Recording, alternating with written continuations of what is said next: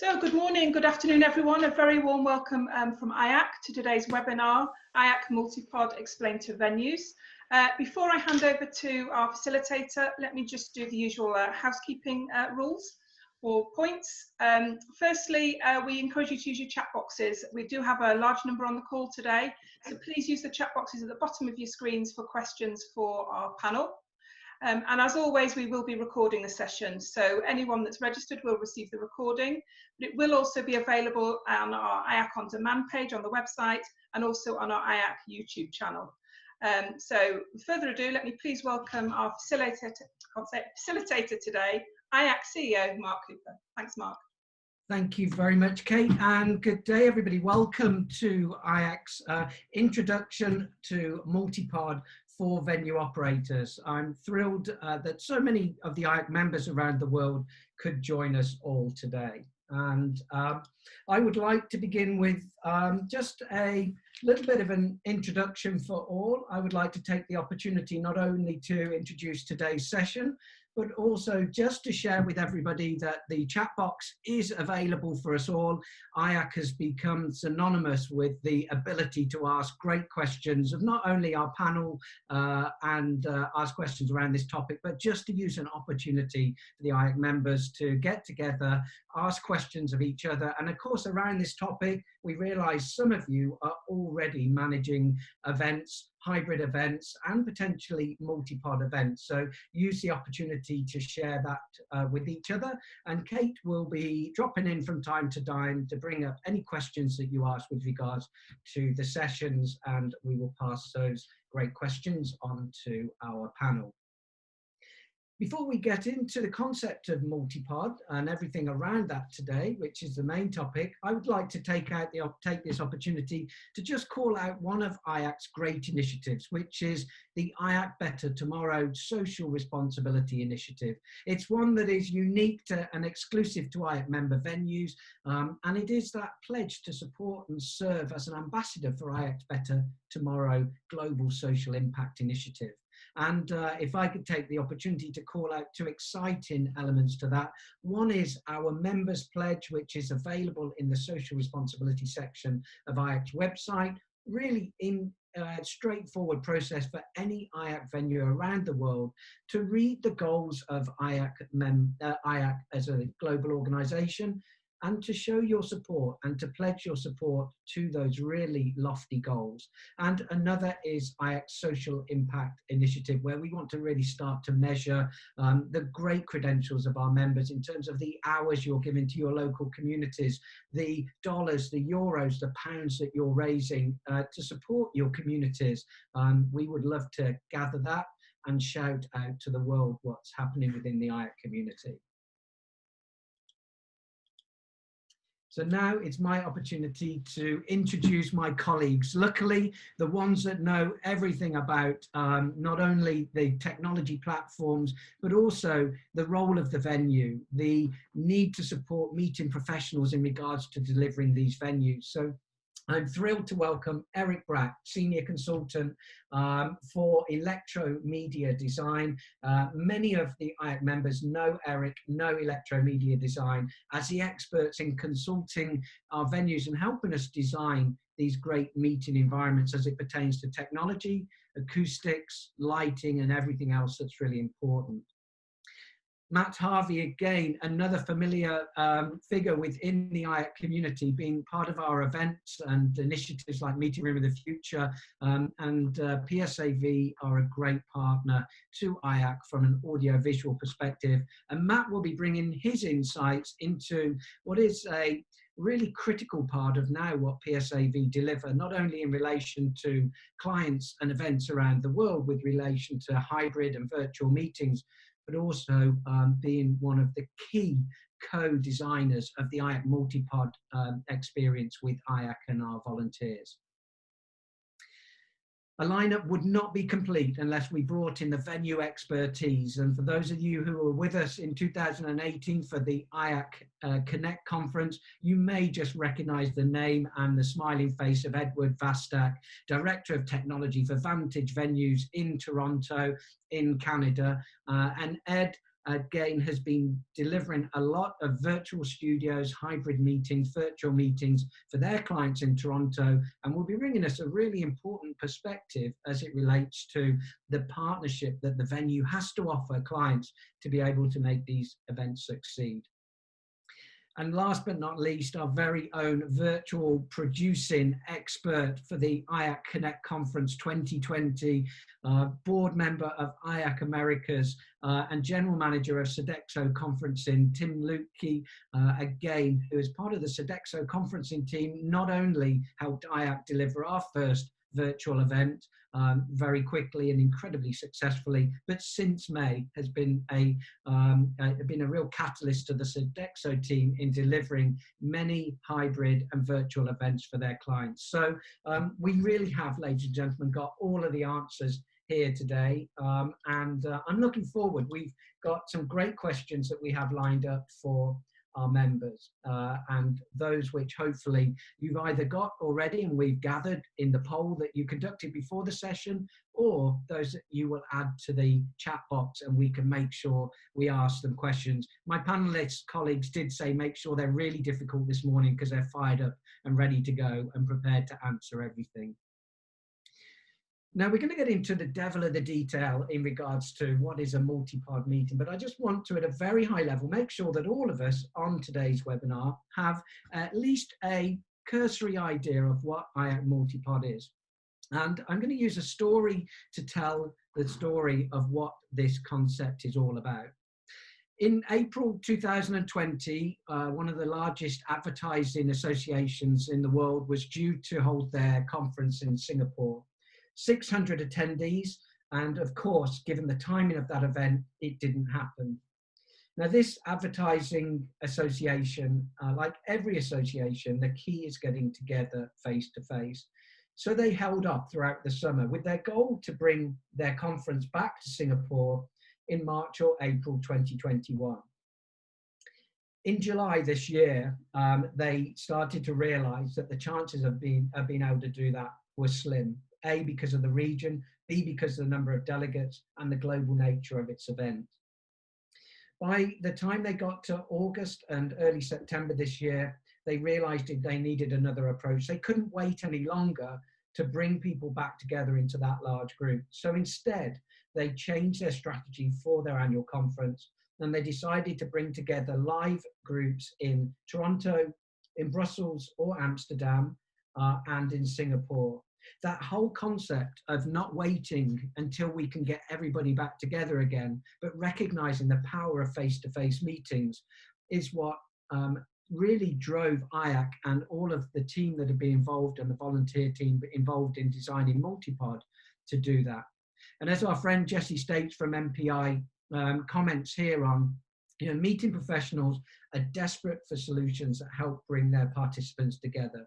So whether you're a meeting organizer that is looking to bring people together in every city in a single continent or indeed across continents, IAC MultiPOD is an approach that we hope allows people to return to live events sooner than they would do otherwise. But that's as far as I'm going to go, except to just highlight one other key difference that Eric certainly will be talking about, and Tim and indeed Edward, as it pertains to what it takes for a venue to be able to step up and be an excellent, what we call a pod for one of those regional events.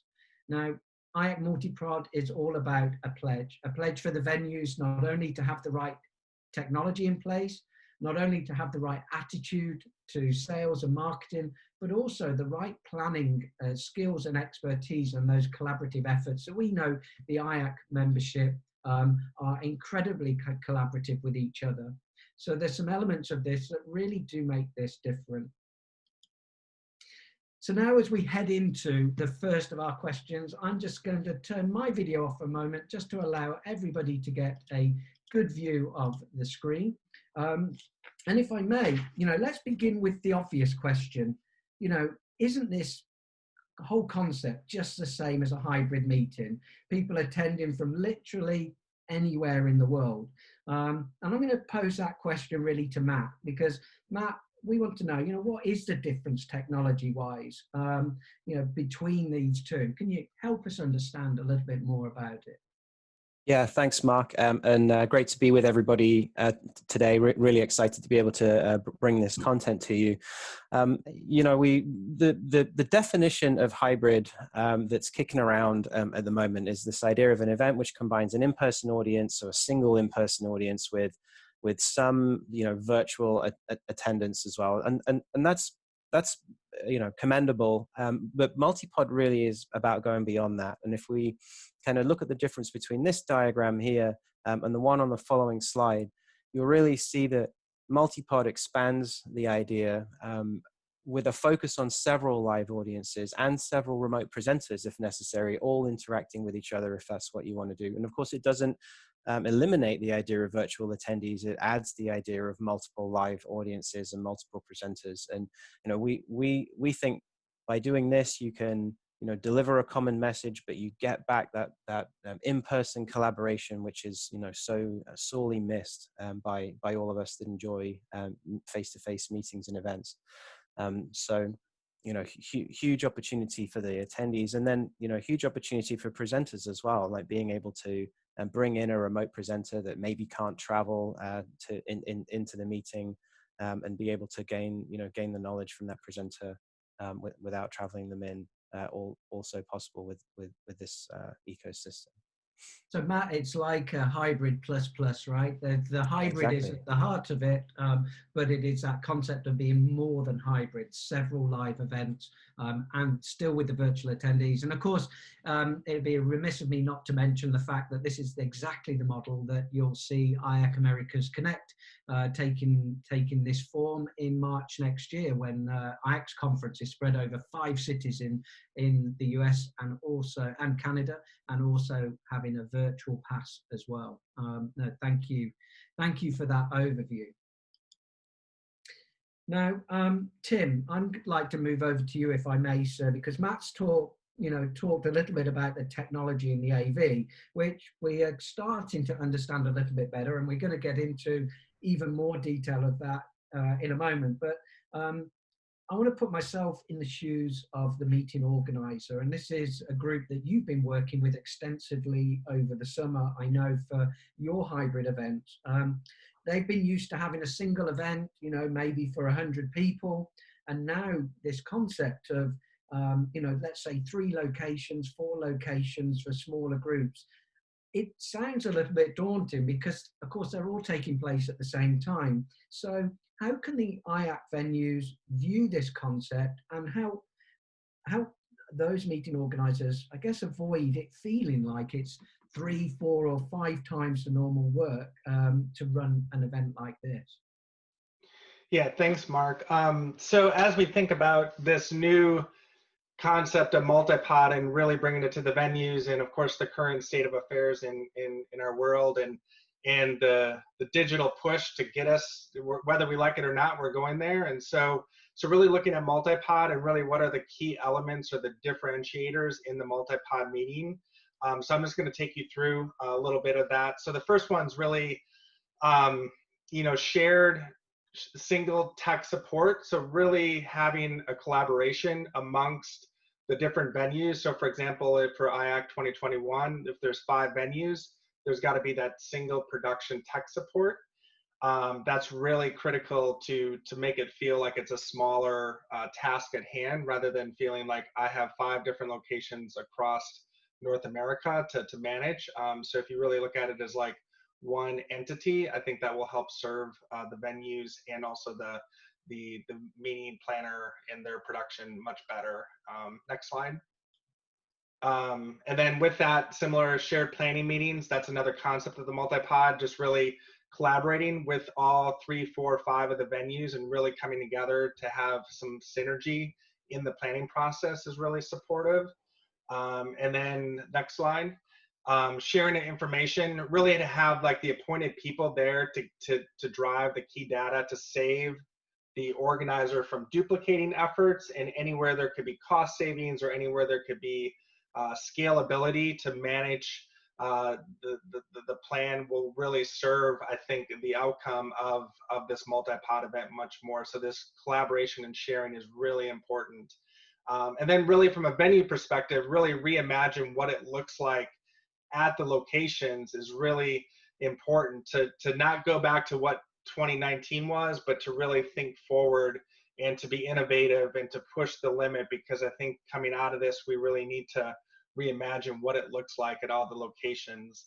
And then lastly, as you think about branding, as you plan an event and as a venue operator, to really help your customers, feel like it's a single experience feel is really important. And so to create that feel, even though you're maybe 3, 4, 5, 6 locations, to really have some kind of props or food and beverage or room layout, anything that could help the branding so that it feels like a unified expression of the event and the conference that you're trying to manage. And then next slide. And so really, as I think about when you think about digital event strategy and this multi-pod approach, and what IAC is looking forward into the 2020 and beyond, is really this idea of event strategy, and you're really going to be based on success and how you manage it. And really, one is governance, and that really looks at having the support and the allocation of resources such as IAC or PSAV or Electromedia, or having the experts there to help guide and have those mechanisms so that you can create the synergy there. And then another important piece is the people and processes. Really as leaders in the industry, as venues, we really need to set the vision and then create the excitement and the engagement for our staff and stakeholders. And once these people get excited and the processes are in place, I think that will drive your vision of this multi-pod and the different digital experiences moving forward. And the last piece is really technologies, right? It really comes down to what Matt's going to share about next, is really diving into what is the multi-pod experience and how is this a differentiator in the industry, and how can IAC and others help support and leverage this as we move into the next decade here. Tim, thank you for those. I mean, so many elements of what we provide as a venue. And you touched upon very early the effort that goes into making this feel like a single event from an event design perspective. And well, certainly we've seen pre-COVID that the thought process behind having a theme, having a strong set of objectives for an event was something that had escalated in the last 2 or 3 years. Now this is all about trying to provide unity and commonality between them. And just to throw it out in the venue speak perspective, this could be anything from, you touched upon the design of the room, making the design of each of the rooms the same, so that when you're cut into each individual group, it actually is very little difference in terms of the setup of the room. That's a fairly obvious one. The other is even food and beverage. Now, time zones permitting, of course, you could have a group of venues that within the IAC portfolio that collaborate together to put on the same menus, as an example. Nothing, cooler than having somebody come back after lunch, your MC, your facilitator, to say, well, that lemon chicken was absolutely, incredible at lunchtime. Thank you. And then all of a sudden, your 3 locations think, we've all shared the same lunch, even though we're not in the same room. 2 very simple examples, but they're simple, but they're effective in terms of doing things that are creative to provide that commonality across the groups. And it doesn't have to be the same group. We recognize that the pods could well be 3, 5 pods of independent venues, a mixture of university, resort venues, urban venues, but certainly not part of the same group. And I think, given everything that you said, Tim, there in terms of the areas that you could focus on in achieving those goals, the one area that MultiPOD, I guess, doesn't step over into is that single contracting. So it's important to share with the venue groups that are with us on today's webinar. Each venue will have their own contract, their own terms and conditions. They will have direct liaison with the customer, with the meeting organizer. However, where we can create synergy and avoid duplication, it's that collaboration, planning sessions, rehearsals, etc., where we could bring the groups together and help. But no, some excellent insights there. Again, just a call out to those that are listening to this, thinking about how you could step up there and do this for your own clients. Do ask questions as we go along, and Kate will keep a beady eye on those areas. So now we're starting to see and understand the multiple layers that are appearing, you know, beyond technology. But technology, of course, is critical. And we're going to dig into these as they relate to the role of the venue in more detail. But let's explore both the technology and the production in more detail. And Matt, this has been your life, I know, since probably March the 23rd, like the rest of us, but you've been at the heart of PSAV's global strategy around virtual. And I'd like to help us start to consider the differences between maybe hosting large or small pods, and any influence these might have on things like the production and the technology solutions. Can you help talk us through and give us some more insights as it relates to that? Yeah, absolutely. So, you know, of course, everything starts with the goals of the meeting and the anticipated attendee outcomes, you know, whether that's educating, collaborating, motivating, networking. And of course, some events are, well, most events are some combination of those four. And, you know, different technology setups lend themselves differently to those outcomes. So, you know, as we think through the goals of a particular event, we're looking to answer those questions in technology terms in two key areas. The first is how the video interaction will work, how video is moved around between different venues and who can see who and all that kind of stuff. And we'll get into that in a little bit more detail. And we call that video interaction production work. All the work that goes into being able to see and hear people and move that stuff around and mix different you know, venues together, we call production. And I might say that later on in the session. So that's what I'm talking about. And the second area to focus on is an engagement platform. And lots of you will have used attendee engagement platforms. About a year ago, we would think of them as sort of mobile event apps that come with Q&A and polling and on-demand video sometimes, and agenda sometimes, and, you know, those kinds of things are now becoming increasingly important to playing a role in how we think of engaging with people who are in remote places from us. And of course, an attendee engagement platform is vital for a virtual attendee, because they have no engagement, you know, physical engagement location to be in. So this is, let's just go back one slide, Mark. I do want to kind of quickly touch on this idea of one-way video. And I'm going to show you a sequence of slides here, you know, escalating the level of production that is required to achieve these. And as we go through them, you know, generally speaking, there's an increase in level of cost. So I want to be, you know, mindful of that. But this is the sort of simplest version of video production, where we have one presenter with a live audience presenting out to some virtual attendees and other live audiences. And those live audiences can, of course, collaborate with each other, but they wouldn't be able to see the live audiences in any other geography or any other pod. So this is probably the simplest production setup we could think of. Let's move ahead now and think about two-way presenter-only video production. Now, this adds a two-way level of video collaboration between locations. Now, this might be really helpful if your presenters are participating on a panel discussion or something like that, where you want to be able to see multiple presenters from multiple pods coming together and talking through something in a single session. And then if we skip ahead to two-way video with the presenters and the audience, now we're into, you know, multiple cameras, multiple microphone solutions. Eric will get into that a little bit later, around really getting video, multiple video shots from multiple locations kind of pulled together and produced correctly.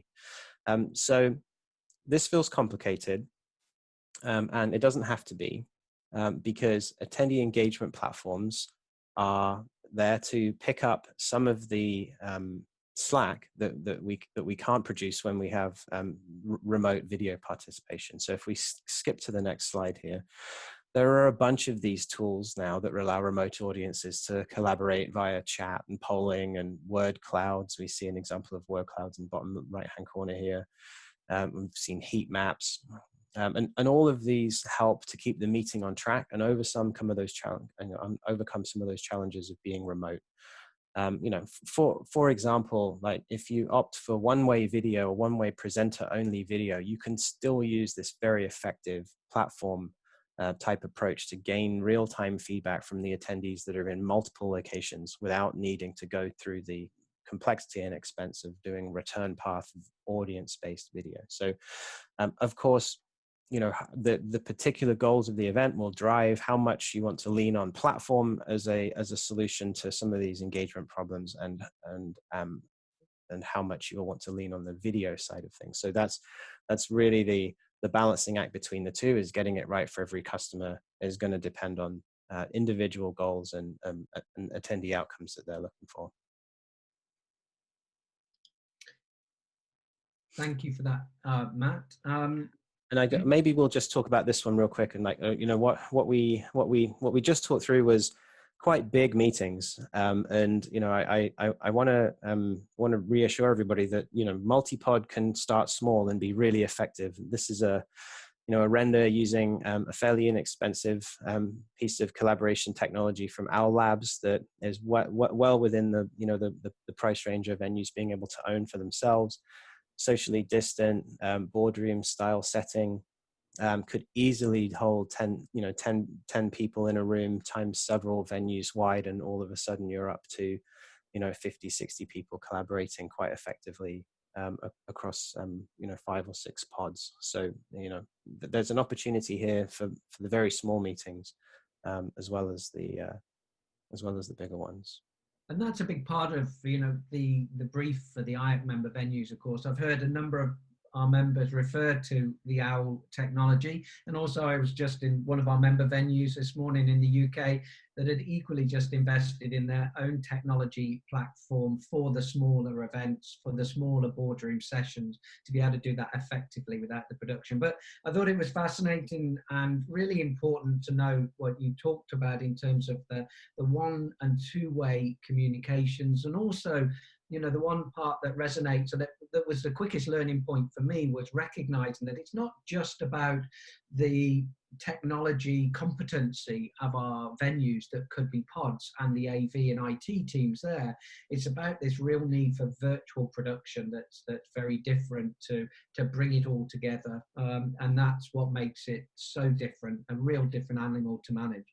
But as we stay on that theme of how we can use these different platforms effectively, Tim, Matt, you're both experienced, I guess, in hosting meetings with on these different platforms, whether it's Zoom, any meeting, whatever it might be, with different attendee interaction that's been required. And I know that has an influence, but, you know, if we're considering hosting meetings with both live and virtual attendees, what should we consider, and what works well in terms of encouraging anything that makes it feel like, you know, one event and not multiple events? Is there anything you're seeing out there that's pretty cool at the moment?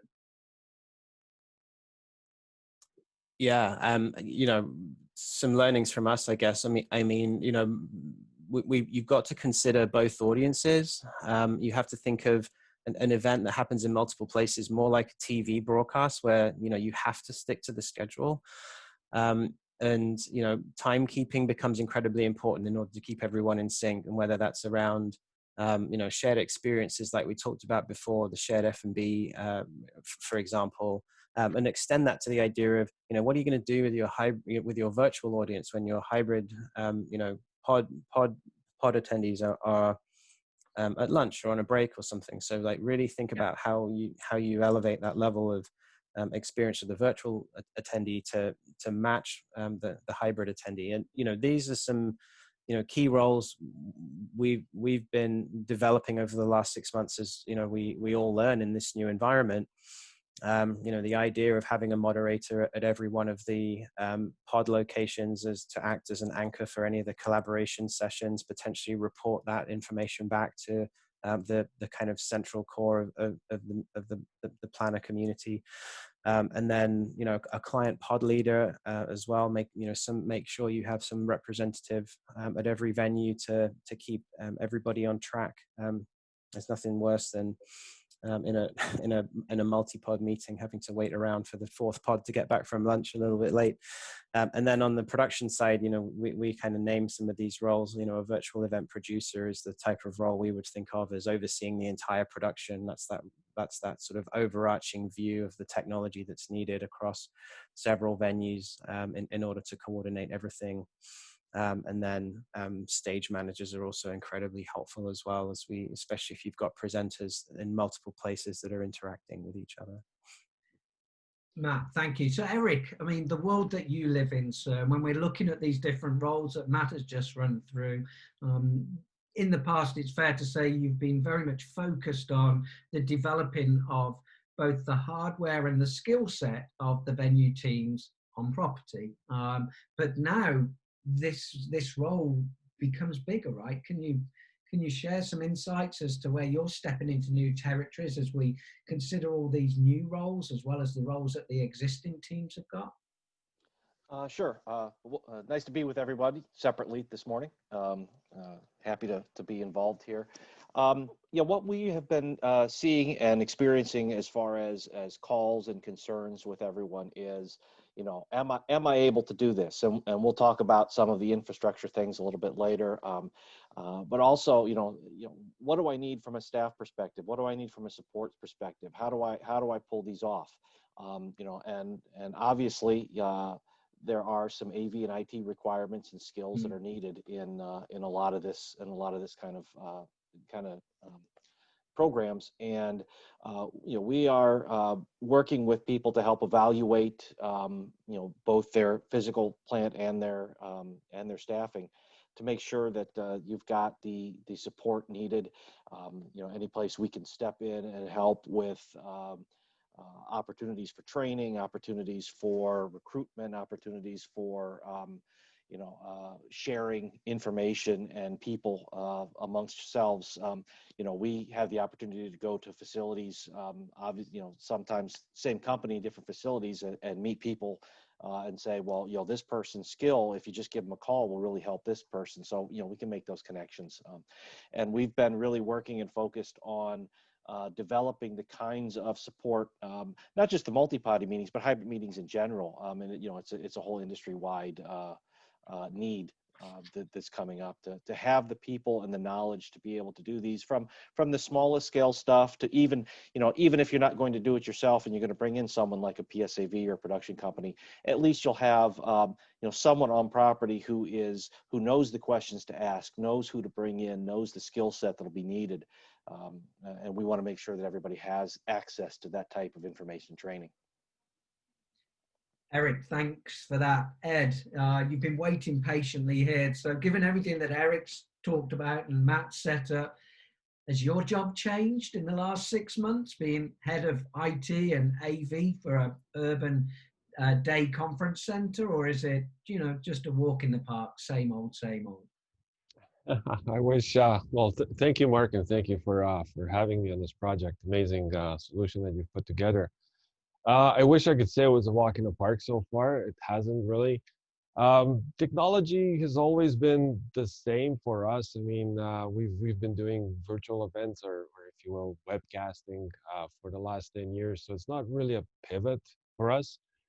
We've been doing this for a long time, but there are certainly new components in this virtual world that have made everything a little bit more complex. And it's one of the things that I would recommend as an experience from my end is education, educating clients, educating our staff on all these new technologies and how we can bring them all together to make clients' experience seamless and taking out the fear of technology. That's something that I've noticed being one of the key issues for embracing technology is the fear of technology. So my job has been essentially just educating our clients to make them understand how everything works, and something like the multipod would be an excellent solution to take those fears out of the equation. And it's fair to say, Edward, I guess, that being able to help clients goes beyond being able to recommend to them platform A or platform B in terms of online platforms. There's a lot more that needs to, you know, in terms of building your skills and competencies and understanding, there's a lot more that needs to take place before you can really get into a position to advise a client. Is that a fairly true statement in your view? Yeah, I would certainly agree with that. That's Yeah. very well put. Mm-hmm. And Eric, you not only have been co-designer of the standards and the venue infrastructure, along with other great input as well from the rest of the team, but you've developed an online training solution as well for the IACC members around the world. So if, as venue operators, we're sat here today thinking we do need to reskill in this area, they can come to you, and there is not only an overview of that on the IACC MultiPOD page on the IACC website in terms of how to get in touch with you and what that training exists in which forms, but you're there as a consultancy support as well as an online training support. Yes, we are in the process of developing a scalable version of video training and other resources so that people have access to the information that they need. But in the meantime, we are prepared to help everyone on a case-by-case basis. As we, like everyone else, figures out the best way to go about this, there are so many different versions and styles and opportunities that it's even though this environment has accelerated the acceptance of hybrid and virtual technologies, years ahead of what it would have done on a gradual basis. There's new products coming out all the time that need to be evaluated. There's new opportunities. There's new things, and platforms. So it's a continual learning experience to come up with the right solution for the right person and the right facility. Right. Thank you for that. And one of the messages, one of the chats that had just come in, thank you, Kate, got that.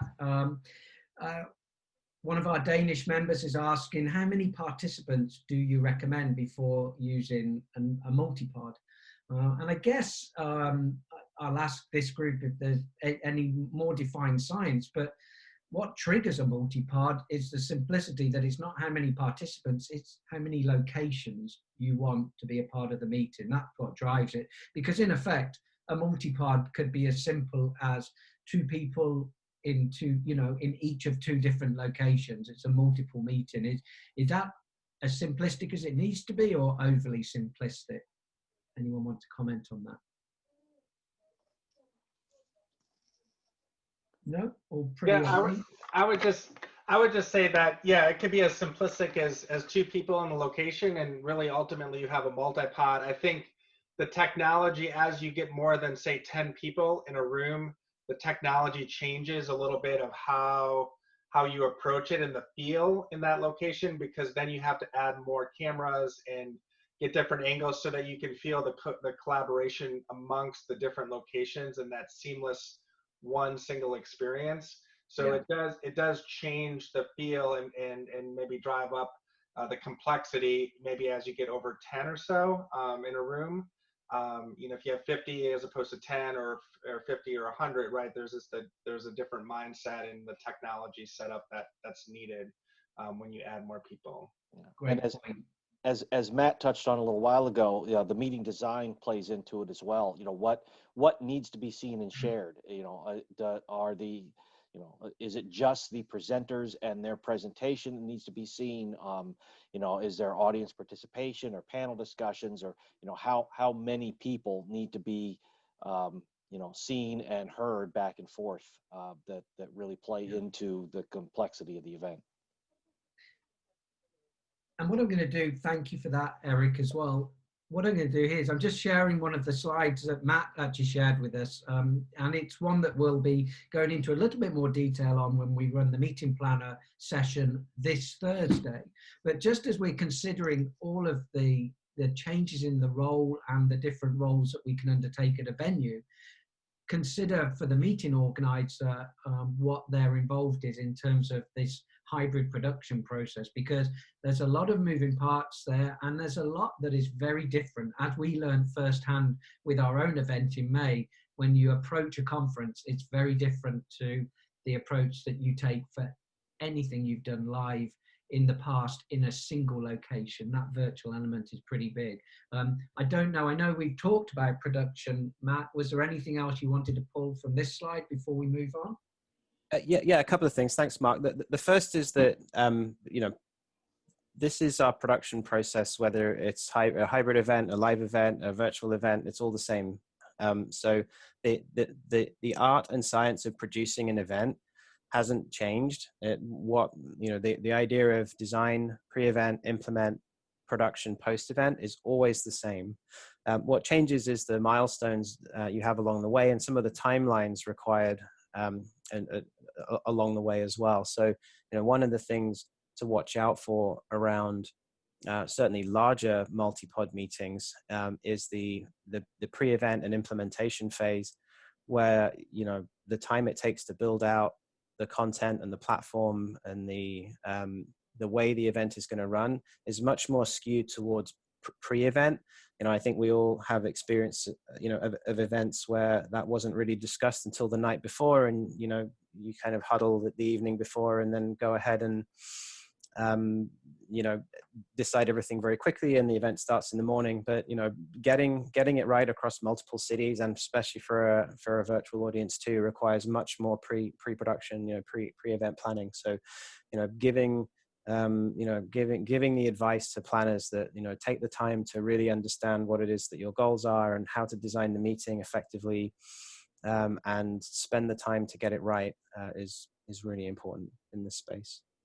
And although this seems super complicated, because it's a very different world for us as venue operators, I will allude to the fact that at the end of this process, we'll be simplifying it in terms of, well, how do you bring all these skill sets together to deliver this for the client? So that it has been an important part, an integral part of the design process for IAC, and we felt that it was necessary to bring together, the different partners to put this solution together, because pretty much not one of us can deliver this on our own. It's really important. Now, one of the poll questions we asked of all of this audience is, what's your biggest challenge when considering this type of meeting? And the one that comes up time and time again, and it did this week, was costs. What does this look like in terms of cost? I want to provide it for a client. What's it going to cost them? I'm going to ask both Matt and Eric to talk from maybe slightly different perspectives. One is cost from a customer perspective, to touch on that, and then also from the venue's investment perspective. Let's start with the venue, Eric, and then we'll ask Matt to cap it off with the cost considerations for a client. Okay. Well, if we can take any good news from this whole situation, it's that the timing of it it's much better for us than it would have been 10 years ago. 10 years ago, we were dealing with different types of technology. We would have had a lot more hardware need than we have now. We would have been dealing with technology that was in the middle of a revolution as far as display goes. So 10 years ago, this would have cost facilities a lot more money to get a lot more technical, finicky, hard to operate equipment. Now we're dealing with a situation where the technology that it's going to take to pull this off is mostly software based as far as platforms go. Display technology has kind of plateaued, and if you have the things that you have now, if they're 4K compliant, those are going to be good for quite some time. You're not going to have to worry about if I buy things to do this with, or if I install some more technology in my spaces, you know, is 6 months from now, is that going to be, you know, is that going to, will I need to upgrade again? And the answer to all that is no. The equipment that you buy now is much more reliable. You know, you've got quality, experience. Users already know, you know, well, a lot of this stuff is just bigger versions of what they have at home. They know how to operate it already. They don't get intimidated by it. Your staff as well. You know, if you know, I had one customer who said, you know, he told his bosses, you know, that you know, some of the housemen can help with this. If they can hook up a PlayStation at home, they can do this. So it's, you know, there's a lot more you know, technical savviness as far as both our staff and our customers go. So it's, you know, it's less complex, and it doesn't cost as much, and it's you know, again, a much better situation we're in now than it would have been 10 years ago, when we would have had to buy a lot of expensive, finicky equipment that worked, you know, 70% of the time. Also, I think it's probably fair to say, slightly tongue-in-cheek, is when there's no alternative to doing it this way, you learn how to do it this way, right? There isn't an alternative at the moment, but that's good to know. Matt, putting on a multi-pod or a hybrid, or, you know, meeting like this, what are the cost considerations for our customers? Because we want our venues to be able to go out there and actually recommend this. Every IAC member can do this, recommend this approach, knowing they've got a solution with IAC to be able to to create this. Is it more expensive? Well, you know, I think I sort of break down the technology costs into two buckets. I think there's the stuff that was already going to be in a room that you would have expected for a live event, and sort of things like displays and sound systems, and the like. And IAC has a real competitive advantage here by having so much of that stuff built in across so many venues. Like, that doesn't feel to me like it's going to drive the cost of a multi-pod event. And then you have the other bits and pieces that we would have to kind of throw into the mix. That's probably, you know, more microphones, more cameras, video mixing equipment, you know, the video aggregation platform itself, and then whatever engagement platform sits on top. And that really can be as cheap or as expensive as a client wants to go, right? Like, these things can be done very, very, very cost effectively at the bottom using, you know, some of the free engagement tools that are out there, if a planner's willing to put in the time. Very low cost solutions like the Meeting Owl get you, you know, pods of 10 people very, very quickly and effectively without the need for multiple cameras, all the way up through you know, meetings which, you know, would end up being, you know, quite frankly, very expensive, but done to a very, very high level of production standard, and a very, very highly produced, custom delivered platform. So, you know, planners are going to have that range of price points available to them, depending on what it is that they're trying to achieve. And that's why it's really important, something I said right up front, about really understanding the goals of the meeting, what the planner's trying to achieve, and what type of interaction is going to be most important is really, really crucial up front, so that you know, you can match that value in terms of the technology solution to what the planner's outcomes, desired outcomes are. Great advice, and for a meeting organizer, but also good for us as venue operators to appreciate that there's going to be cost savings in different areas, and they'll be reallocating that budget to other parts. And we've heard also huge variation in pricing out there, certainly in the early days. Okay, now we're going to move into the next area, which really we're going to hand this over to Eric. Eric, we have two questions for you here, but I know there's pretty much one answer, and you've got a number of slides to talk us through. But one of the questions that we've got for you here is that every venue leader within IAC has been asking themselves recently, how suitable are we to host these type of meetings, whether they're hybrid, virtual, you know, multi-pod, you know, how do we evaluate the space? Can you talk us through both the venue infrastructure that's needed, some of the key elements that we should be considering as we develop the offers within our member venues, and also maybe, you know, 5 or so, you know, different aspects of a room that could affect the quality of the meetings experience? Because I think the way we used to evaluate our meeting space was more in line with, well, it has great view, lovely, you know, natural daylight, and that's the way we'd sell that room as being the best room in the house. Now this might be slightly different, if you could address those and help us understand those, I know that will be really appreciated. Okay. Well, one of the things that we always start with is, you know, we want to start with a good room.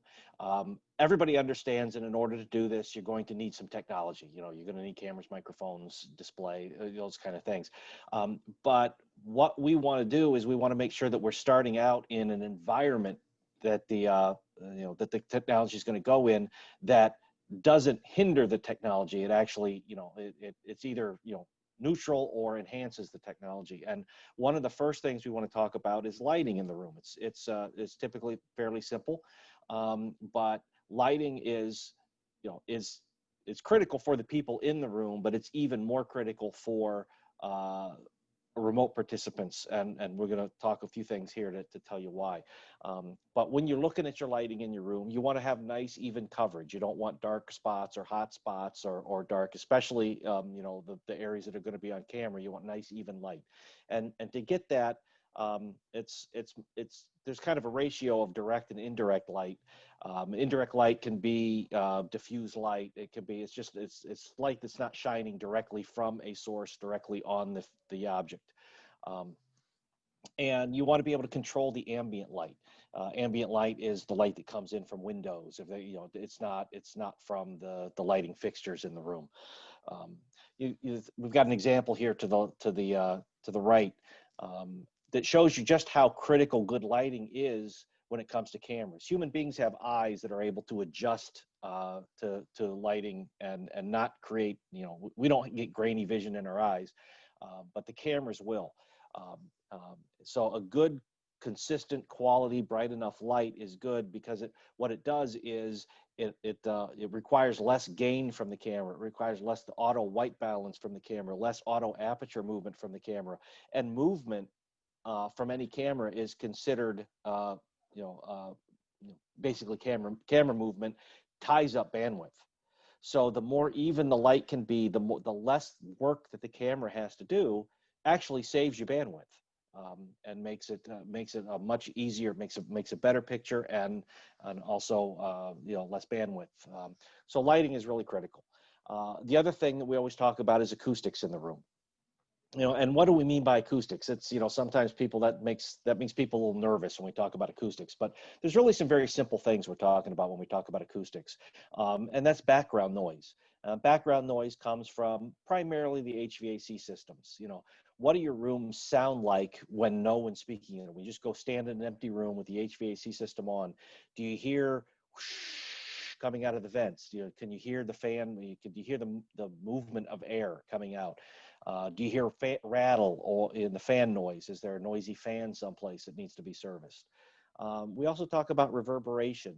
You know, that's echo basically. You know, reverberation is key when it comes to being able to understand what someone says, because if you're getting back and forth and the echoes, and you know, it makes it hard for the person in the room to understand what's going on, and it makes it even more hard for the person on the other side to understand what's going on, because just like your eyes, you know, our ears as human beings, we have the ability to tune things out. You know, if we're focused on one thing, we have the ability to tune out something else. A microphone doesn't have that ability. It picks up all the noise and transmits it as it hears it. You know, is there hiss from a neglected sound system? You know, is there a buzz from the light ballast in the room? You know, is there noise coming in from the service corridor in the back hallway? Or from the pre-function spaces, or can you hear the meeting going on next door? You know, all those kind of things are the things we look at when we're talking about acoustics. You know, we've got two examples of pictures here. You know, we've got a nice theater and we've got a gymnasium. Now, I could take the same sound system and put it in the theater that I put in the gymnasium, and it's going to perform completely different. You know, so the environment that something goes into has a really big impact on the appropriate technology for what it's going to be used for, and that's what we mean by acoustics when we talk about acoustics. And if I can, Eric, I'm just going to draw the obvious parallel here, is that if we're looking at that list as venue operators and saying we don't do that, we haven't got that, we've got, you know, in terms of, you know, distractions and issues, then we need to be turning that into a positive statement in our sales and marketing offer to be able to say, this is the environment we create. You have not got his, you haven't got buzz, our HVAC systems are silent, you know, and making the point to our customers, when you're evaluating your space, if you're bringing a hybrid element in, are you asking that of all the other venues as a consideration? Because I know the environments that the IAC members provide in terms of meeting space have thought a lot of this through. And so if you have, let's get it on paper and let's use it as a point of difference. Okay. And, you know, why are lighting and acoustics important? Well, you know, we talked a little bit about the cameras, but, you know, cameras are the eyes of the remote audience. You know, as people, we can see what's going on in the room, but cameras are what the remote audience is completely dependent on the cameras for the remote audience to see anything. So, you know, what does the remote audience need to see? You know, we've got an image there of what I would consider proper camera placement in a boardroom, where the camera is eye level to the people who are seated in the boardroom. Below that, you see, I mean, we've all been on Zoom calls recently, so, you know, we've got, you know, different kinds of cameras. But, you know, that first image there on the left with the X through it, that's what happens if the camera placement is too low. You're looking up at someone. You know, you want to be looking straight eye level into the camera, you know, from a seated position, if that's the style of the meeting room. There are also, I mean, you know, some of us are going to be operating in a little bit bigger rooms, or maybe because of social distancing, you know, the 12 people we would have put in a boardroom, we now have to put in, you know, a larger room or a small ballroom section, or whatever is appropriate to be able to have them separately. So, you know, there are small cameras that can be placed around in different locations, and even if you have a live audience component, they're small enough that they're really not going to distract too much, and they're still going to give the remote audience a good view. The same as cameras being the eyes of the audience, microphones are the ears of the audience. And a lot of times we immediately think of, oh my goodness, well, if everybody needs to be heard, I need a microphone for everyone. And, you know, that's a very, very high-end boardroom you see there with a microphone for everyone. It's not necessarily what's needed. There are microphones, there are beamforming microphones. There's an example of that on the upper right corner there that can be, and it's, you know, the diagram of what it does is in the right, below it is what it would look like in a drop ceiling. There are all kinds of solutions that can be done. You know, again, you know, in the lower left there, you see what we all think of immediately when we think of a hybrid meeting, and that's the conference phone on the table, and might be appropriate in some locations, might not be appropriate in others. It all depends on the size. So, you know, the types and placement of microphones and who's going to speak and what are they going to hear are another critical environment, another critical environmental factor. Also, you know, while I have your attention, you know, there's the internet specs are in there, but we really highly recommend that for your broadcast, you use wired internet connections. They're going to be more stable. They're going to be more secure than wireless. You know, if you have the option or can get the option, we always want to recommend a wired connection and dedicated bandwidth. You know, we don't want to share the bandwidth that's being used to transmit this information and receive it with everybody's portable device.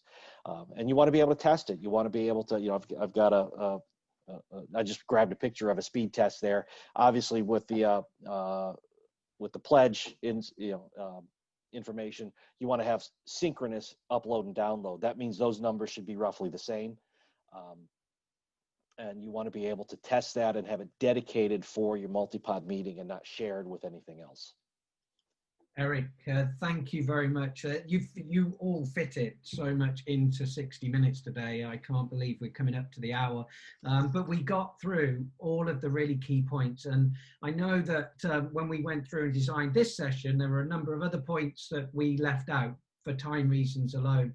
And so I will end by not only thanking you for picking out those key points and sharing them, but also to say that there's a lot more detail, a lot more hard work that all of our panelists have gone through in terms of designing out the MultiPOD page, whether it's the specification that's alongside the pledge for the venue, whether it's the detail around the training side for, you know, as Edward pointed out, you know, our IT and AV professionals, need some of the skills to be able to do a great job in this area. It doesn't come just by Googling what is the best webinar platform to be able to use. There's so much there that we learn from Edward.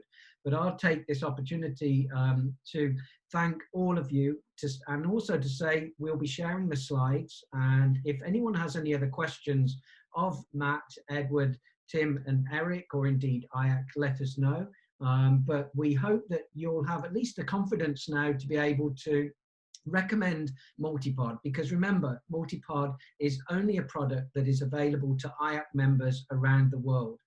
It cannot be used in other member venues, so this is a benefit of every IAC member's membership of IAC around the world. Promote it, then come to us. We will help put together a solution for the client and work with you and the other venues to make the event happen. So really, we want you to have that confidence to do it. But panel, ladies and gentlemen, IAC members around the world, thank you for joining us, and wish you all the great rest of your day.